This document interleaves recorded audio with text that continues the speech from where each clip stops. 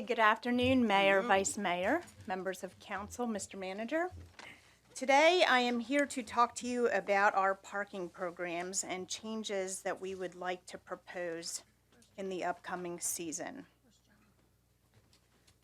So I'll be talking to you about 5 different items today. One is the proposed code revision we're requesting to make. The second would be dynamic pricing. Third, a validation program. Fourth, the residential parking permit program proposed rate change. And then finally, Sandbridge proposed parking rate change.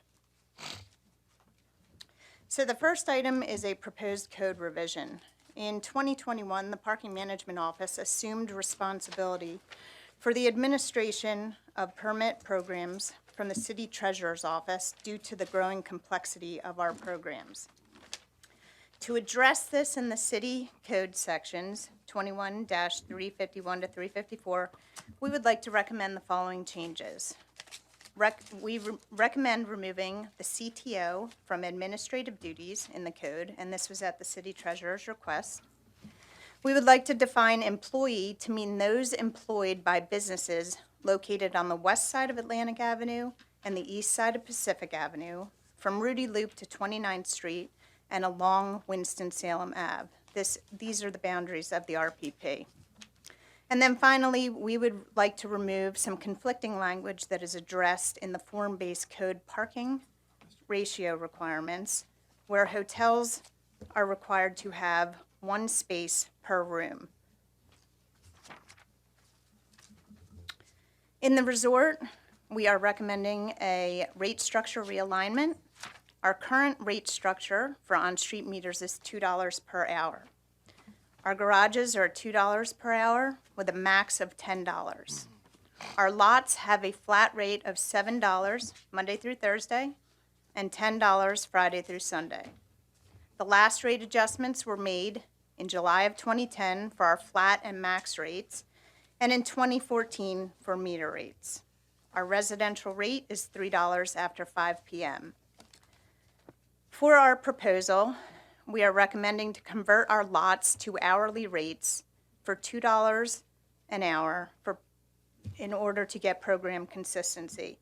Our reasoning behind this is we feel like if someone wants to come down and park in one of our surface lots, why should they have to pay a flat rate of $7 or $10 when they can pay $2 per hour?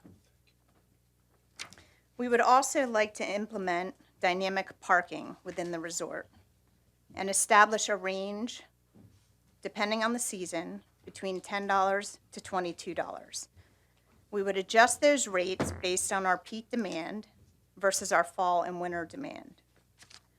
The range of rates would be approved by City Council in advance, and then these City Council approved rates would be applied by the City Manager's Office.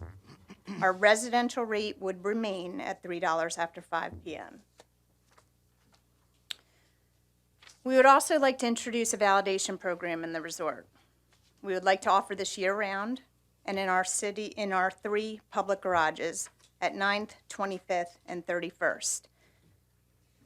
This would replace the on-street Atlantic Avenue fall-winter parking that presents many challenges with our public safety and our holiday lights. It also will incentivize patronage to our local businesses. So if you spend money in a restaurant or a business, you can get 2 hours of free parking. This is just a map of the RPP.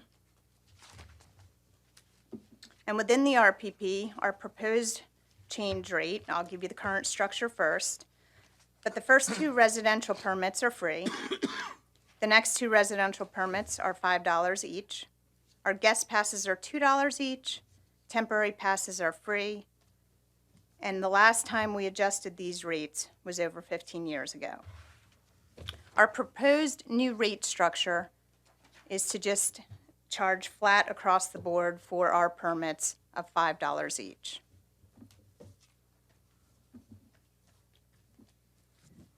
Just to give you some examples of localities, cities, counties that have residential parking and what they charge, Norfolk charges $10 a pass and $2 for their temporary passes. Arlington County charges anywhere from $20 to $50. Alexandria, $40 for the first, $50 for the second, and then $150 thereafter. Baltimore charges $20 each. On to Sandbridge. This is just an aerial of the Little Island parking lot, and then our market and municipal lots. Our current rate structure for daily passes for residents is $3, $5 for visitors.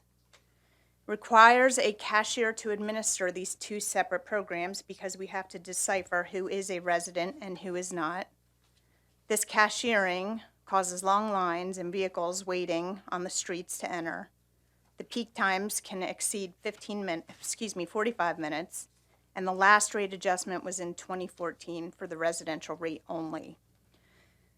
We are proposing an adjustment to offer a single rate of $4.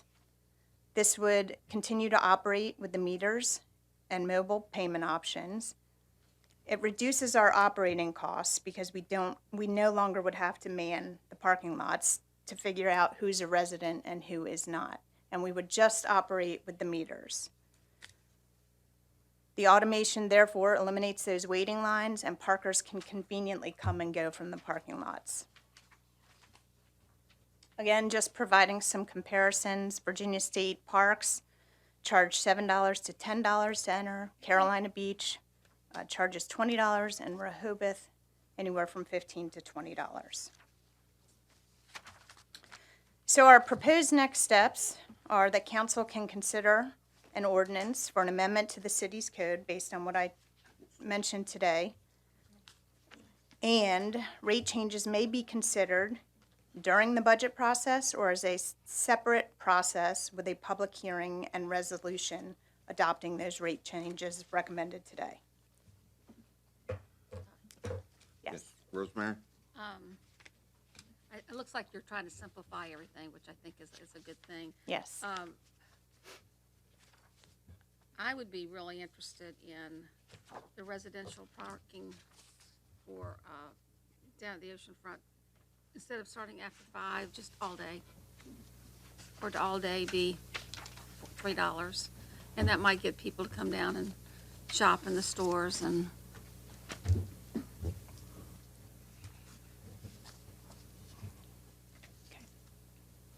Okay, Linwood, this is your recommendation. Any comment? Oh, I'm fine with it. This has been discussed for a while and brought forward for council's consideration, but it seems like we haven't addressed parking in a long time, so we're trying to bring everything up to. Great, and thank you for bringing it forward, and Thank thank you. you for your comment, Rosemary. Barbara? Well, I do expect some conversation from Sandbridge, especially the residents of Sandbridge. I did have a call from a lady, and she wasn't a resident of Sandbridge, she was elsewhere in the city, that said a number of years ago, there was she got a pass or something that was in the very south end of the beach, that over 65, it was free. Parking was for individuals over 65, and she's never paid anything, and she was wondering if we could do something like that at Sandbridge because she likes to go down and watch the sun come up and that kind of thing. Do we still have such a program, and is it in some places? I'm going to ask Rob Freeze, who's our parking manager, to just address that. Yeah, welcome. Thank you. Good afternoon, Mayor, Vice Mayor, Council, Mr. Dehaney.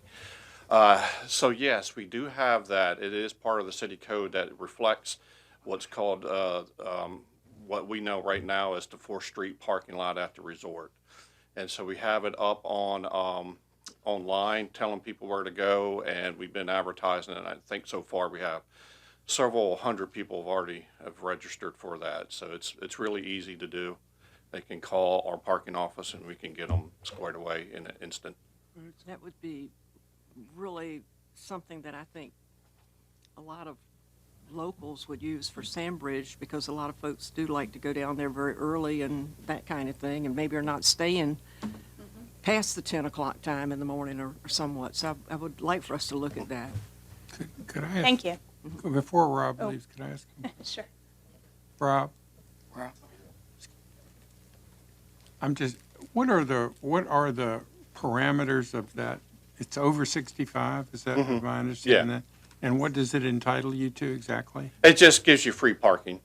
So once you've registered, we know who you are, and, we put you in there, and you can just park there for free anytime. And they're being, what I'm confused about is Sandbridge, now you talking about 4th Street too. No, sir, the code just refers to what is considered the old Rudy Wayside parking, which is basically 4th Street parking lot. Okay, so Ms. Henley was asking about Sandbridge, that's why I'm trying I to was just connect asking the if we two. could consider that for Little Island. We can look at it if that's okay. Yeah, Okay, fine.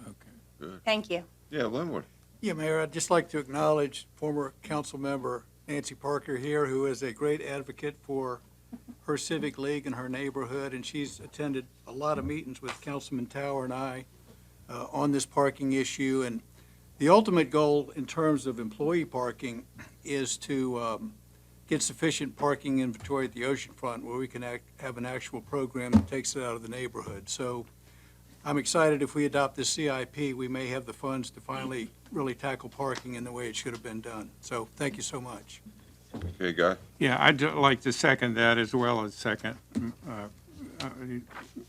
my introduction of Ms. Parker, who, if there's ever a former councilwoman, needs no introduction, but it's always a pleasure to do that. Welcome. Barbara? And I just was going to say, I'm pretty sure the resort area folks in the RAC and various have vetted this pretty well. The TPPC committee and others. I just want to make sure the residents also get a chance to have their say about it, and I'll look forward to hearing that before we take any action on that. Thanks. Okay, Barbara? I guess the other question is how we consider this, whether we do it as a separate thing or do it as a part of the budget. I think it would be good to do it as a part of the budget since it is a rate, and we'll be having public hearings anyway, and I think that's a good time for us to also hear this question. My thought, anyway. Okay. Okay. Yep. Possible, get it, make it part of the budget discussion? Yep, duly noted. We'll do all the necessary things we need to do to advertise that and get it out. Okay. Okay. Thank you. Thank you all.